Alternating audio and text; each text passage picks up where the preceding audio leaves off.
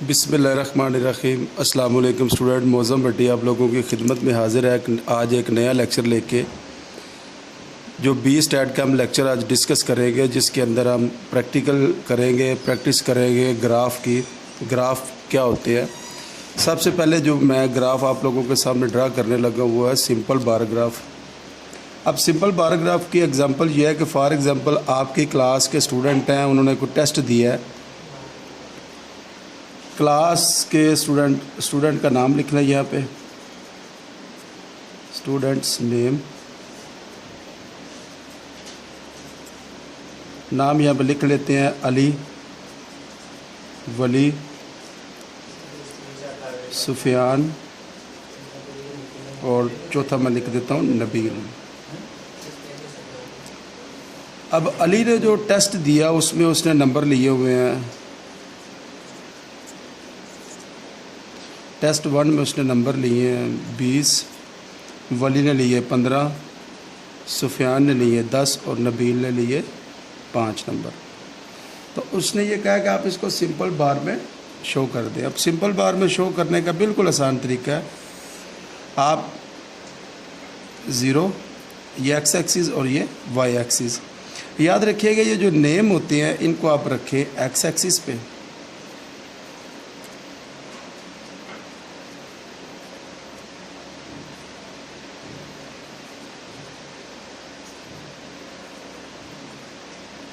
और ये जो आपके पास नंबर्स हैं इनको वाई एक्सिस पे रख लें। अली ने मार्क्स लिए 20, तो आप सिंपल इस तरह ये लाइनें ड्रा कर दें। वली ने लिए 15 नंबर, आप ऐसे ड्रा कर दें। सुफियान ने लिए 10 नंबर, आप ऐसे ड्रा कर लें। और नबील ने 5। तो ये आपके पास हो गया सिंपल बार ग्राफ। अब इसी बार ग्राफ को आगे मल्टीपल बार ग्राफ में भी हम कन्वर्ट कर सकते हैं। अब मल्टीपल बार ग्राफ में जब आप जाएंगे तो टेस्ट यहाँ पे पहले 1 था, अब टेस्ट 1 और रख ले यहाँ पे। अब दूसरे टेस्ट में अली ने नंबर लिए 18, वली ने लिए 15, सुफियान ने लिए 12 और नबील ने लिए 10। अब इनको क्या इसके साथ आप बिल्कुल मैच कर देंगे, मतलब यहाँ पे 20 है, 18 हो गया। वली ने फिर 15 नंबर लिए, फिर 15 आ गया। फिर उसके बाद सुफियान ने 10 लिए और 10 के बाद उसने दूसरे टेस्ट में लिए 12 नंबर, थोड़ा सा ऊपर चला जाएगा। और फिर इसने नबील ने दूसरे टेस्ट में लिए 10 नंबर। तो ये आपके सामने सिंपल बार ग्राफ और मल्टीपल बार ग्राफ डिस्कस कर दिया है। अब आगे मज़ीद हम दूसरा देखते हैं। दूसरा ग्राफ क्या है? दूसरा ग्राफ बड़ा इम्पोर्टेंट है जो हम आगे डिस्कस करने लगे हैं। अक्सर मतलब पेपर के अंदर वो ग्राफ आने के चांसेस होते हैं। वो ग्राफ क्या है? हिस्टोग्राम। हिस्टोग्राम। अब स्टूडेंट याद रखिएगा, हिस्टोग्राम जब तक आपके पास फ्रीक्वेंसी नहीं होगी हिस्टोग्राम ड्रा नहीं होगा। मैं क्लास यहाँ पे लिख लेता हूँ 0, 10, 10, 20, 20 से 30, 30 से 40। यहाँ पे फ्रीक्वेंसी रख लेते हैं 5, 10, 15 और 20। अब इसको ड्रा करने का बड़ा एक आसान सा मेथड है। अब ये जो फ्रीक्वेंसी है ये नंबर ऑफ वर्क होता है। नंबर ऑफ वर्क हमेशा वाई एक्सिस पे आएगा। सबसे पहले क्या है? 5, 10, 15 और 20। अब जब ये क्लास को आप मेंशन करेंगे, 0 से स्टार्ट किया, सबसे पहले होगा 10, 20, 30 और यहाँ पे 40। आप गौर कीजिएगा 0 से लेके 10 तक आपके पास 5 है, तो पहला आपने ऐसे कर दिया। उसके बाद 10 से लेके जो 20 तक आपके पास क्लास दी हुई है वो कहाँ पे मैच कर रही है? 10 पे। फिर 20 से लेके 30 तक जो क्लास है वो कहाँ जा रही है? 15 पे। फिर 30 से लेके 40 तक कहाँ पे हो रहा है, 20 पे। तो ये आपके सामने हिस्टोग्राम ड्रा हो गई है, ठीक है जी। उसके बाद हम अगला ग्राफ इसका डिस्कस करने लगे हैं। इससे आगे वाला जो ग्राफ जो आपके सामने डिस्कस होने लगा है वो है component bar chart. Component bar chart आसान है, कोई मुश्किल नहीं है।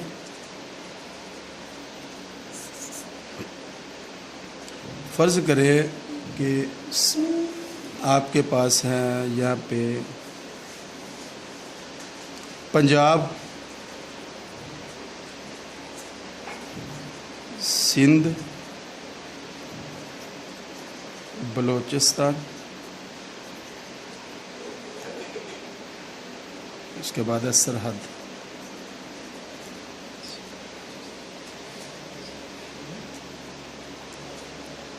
अब इनके अंदर फॉर एग्ज़ाम्पल जो गवर्नमेंट ने मरदमशुमारी किया, पंजाब में उसने किया 15 सिटी को, सिंध में किया उसने 10 को, बलूचिस्तान में किया फिर 10 को, और सरहद में उसने किया 12 सिटी की मरदमशुमारी की। तो उसने कहा आप इसको कंपोनेंट बार में शो कर दें। तो इसको शो करने का आसान तरीक़ाकार है, कोई मुश्किल नहीं है। आपने उसके मुताबिक इसको शो कर देना, जो मैं आपको अभी तरीका बताने लगा हूँ, जिसके मुताबिक आपने ये बता देना।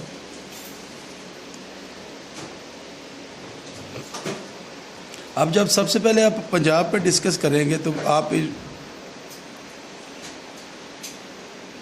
यहाँ पे रख लें जी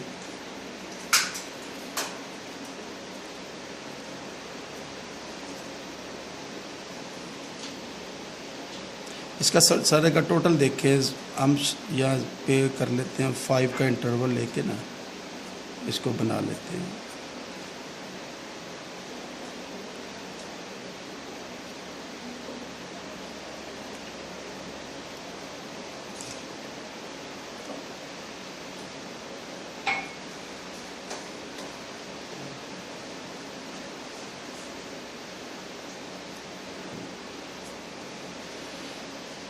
तो सबसे पहले आपके पास जो है मतलब कि पंजाब का देखेगा 15 है। आपने जब पंजाब का 15 रखा, उसके बाद सिंध का 10, तो 15 में आप 10 ऐड करके देख लें वो कहाँ पे जा रहा है, 25 पे। उसके बाद इसके अंदर बलूचिस्तान में भी 10 सिटी का हुआ है, तो इसके अंदर फिर 25 से आगे 10 फिर रख लें, तो यहाँ पे 35 पे फिर ये चला जाएगा। फिर उसके बाद सरहद में 12 है, तो फिर आप इसके ऊपर फिर कर लें, 12 नंबर ऊपर ले जाएं, तो ये आपके पास ये कंपोनेंट बन जाएगा। अब आप इसको यहाँ पे स्टार बना लें, यहाँ पे कुछ और साइन रख लें, मतलब पंजाब के लिए आपने स्टार रख लें, सिंध के लिए ये डॉट रख लें, तो यहाँ पे ब्लॉक रख लें। तो ये आपने कंपोनेंट बार यहाँ पे डिस्कस कर दिया है। इसके बाद एक बड़ा दिलचस्प है, मतलब इसका ग्राफ जो हम आगे देखने लगे हैं वो है पाई चार्ट। अच्छा स्टूडेंट, पाई अंडरस्टूड है। जब पाई पर डिस्कस होगा तो इससे ये ज़ाहिर है कि हमने किसी सर्कल के ऊपर वर्क करना है, सर्कल के अंदर वो ग्राफ बनना है। अब जो सर्कल का के अंदर टोटल आपके पास एंगल होते हैं अकॉर्डिंग टू डिग्री, वो है 360 एंगल आपके पास टोटल उसमें मौजूद होते हैं। अब पाई चार्ट जो है बड़ा एक इम्पोर्टेंट सा टॉपिक है जिसको हम यहाँ पे देखने लगे हैं। आपके पास यहाँ पे है जी